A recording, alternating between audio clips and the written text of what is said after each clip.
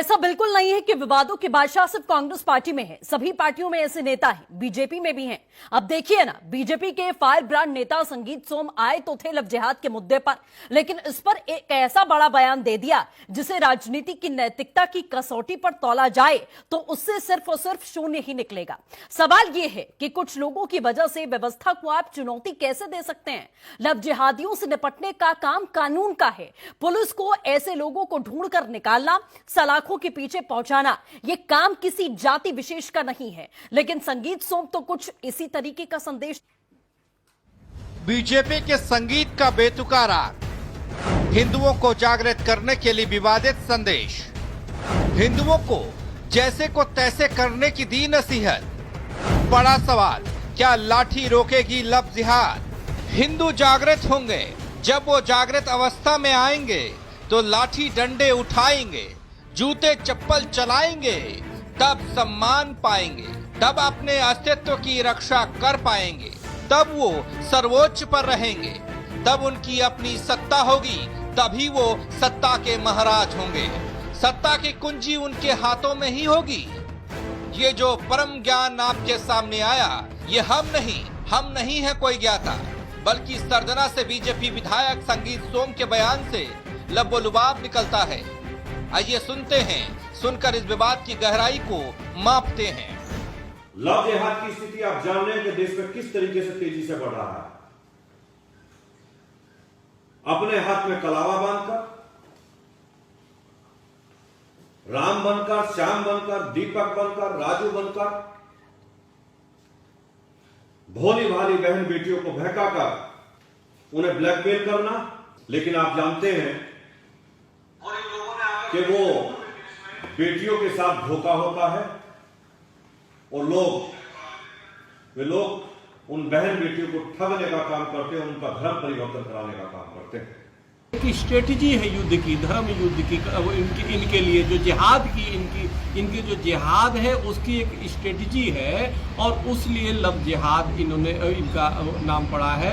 और उसके माध्यम से हिंदू बच्चियों को पहले हिंदू नाम बता करके जाल में फंसाते, फिर धर्मांतरते। इसलिए ये बहुत बड़ी जांच किया जाना चाहिए कि ये एक आतंकवाद का रूप है।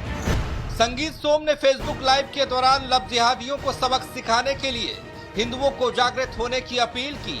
कहा, अब वो समय आ गया जब हिंदुओं को अपनी भोली भाली बहन बेटियों की रक्षा के लिए जागृत होना पड़ेगा। हिंदू युवाओं को जैसे के साथ तैसा करना होगा। पुलिस और कानून जो करेगा सो करेगा, उनका इंतजार नहीं करना, बल्कि लव जिहादियों को सबक सिखाने के लिए उन्हें मुंह तोड़ जवाब देना होगा, चाहे डंडा उठाना पड़े या फिर जूता। लेकिन संगीत सोम अपनी इस सोच से समाज को किस रास्ते पर ले जाना चाहते हैं? क्या इससे समस्याओं का हल होगा? अब ये तो संगीत सोम जाने। बहरहाल फेसबुक जंक्शन के यात्रियों को परम वैज्ञानिक ज्ञान देते देते उन्होंने इन सब का ठीकरा राहुल, प्रियंका और अखिलेश पर फोड़ दिया। इसी भरोसे नहीं बैठ सकते कि पुलिस क्या करेगी, थाना क्या करेगा, कचहरी क्या करेगी, कोर्ट क्या करेगा। लेकिन मैं पूछना चाहता हूं,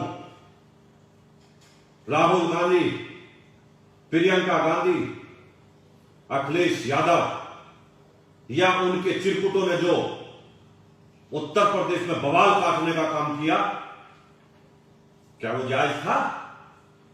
अगर वो जायज था तो क्यों नहीं इनमें से एक भी निकेता के घर जाने की जहमत उठा रहा है?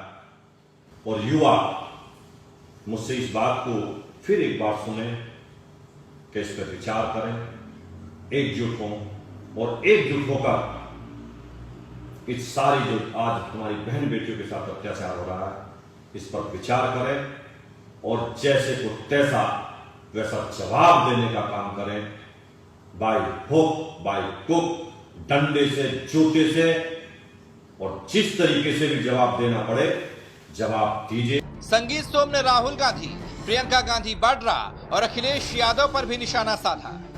निकिता कांड को लेकर विरोधी दलों पर निशाना साधते हुए संगीत सोम ने कहा कि निकिता को इंसाफ दिलाने के लिए इनमें से कोई भी राजनीतिक दल आगे नहीं आया, क्योंकि उन्हें 25 करोड़ गैर हिंदू वोट लेने हैं। संगीत सोम के इस बयान से अब सियासत तेज हो गई है। और भारतीय जनता पार्टी की जहां तक बात है, जब भी चुनाव, आप चाहे केंद्र के चुनाव हो या कहीं उपचुनाव हो या बिहार के चुनाव देख लीजिए, मध्य प्रदेश देख लीजिए, जहां भी हिंदुस्तान में चुनाव हो रहा है तो भारतीय जनता पार्टी को बताने को तो कुछ है नहीं। भारतीय जनता पार्टी बिना पाकिस्तान, आतंकवाद, राष्ट्रवाद, हिंदू मुसलमान, ईद कब्रिस्तान, यही एक मुद्दे रहते हैं जिस तरह वो जाति को और धर्म को बांट करके राज करना चाहती है। लेकिन प्रदेश और देश की जनता अच्छी भली भांति जान चुकी है कि भारतीय जनता पार्टी की मंशा क्या है, और अब इस तरह के जो मुद्दे हैं जनता इसको लाइक करने वाली नहीं है, बिल्कुल रिजेक्ट करने वाली है। उनके इस बयान से ये स्पष्ट हो रहा है कि जो उपचुनाव चल रहे हैं और जो बिहार के चुनाव चल रहे हैं उसमें भारतीय जनता पार्टी की हार तय है। और अगर लव जिहाद जैसा कोई शब्द है तो फिर तो इसकी शुरुआत भारतीय जनता पार्टी से ही हुई है। आखिर आप देखें मुख्तार अब्बास नकवी को, आप शहनवाज खान को देखिए, ये लोग किससे इनकी शादी हुई है। तो भारतीय जनता पार्टी अगर लव जिहाद जैसा कुछ है तो फिर उसकी लड़ाई की वो शुरुआत करें तो पहले अपने घर से करें। शहनवाज खान और मुख्तार अब्बास नकवी को किनारे कर दें। ये कैसा दोहरा चरित्र है। हाथी के दांत खाने के और हैं, दिखाने के और हैं। अपनी पहचान को छिपाकर हिंदू नवयुवतियों को अपने प्रेम जाल में फंसाया जा रहा है, उनका धर्म परिवर्तन कराया जा रहा है, बाद में उनकी परिणति उनकी मौत से हो रही है या उनको वेश्यावृत्ति के धंधे में डाल दिया जा रहा है। पिछले दिनों आप देखिए, मेरठ हो, लखीमपुर खीरी हो, आगरा हो, कानपुर हो, लखनऊ में एक महिला जिसने विधानसभा के सामने आत्मदाह कर लिया। बहुत सारी ऐसी घटनाएं सामने आ रही हैं। इन सारी घटनाओं को संज्ञान में लेके योगी आदित्यनाथ जी की सरकार बहुत ही सख्त है।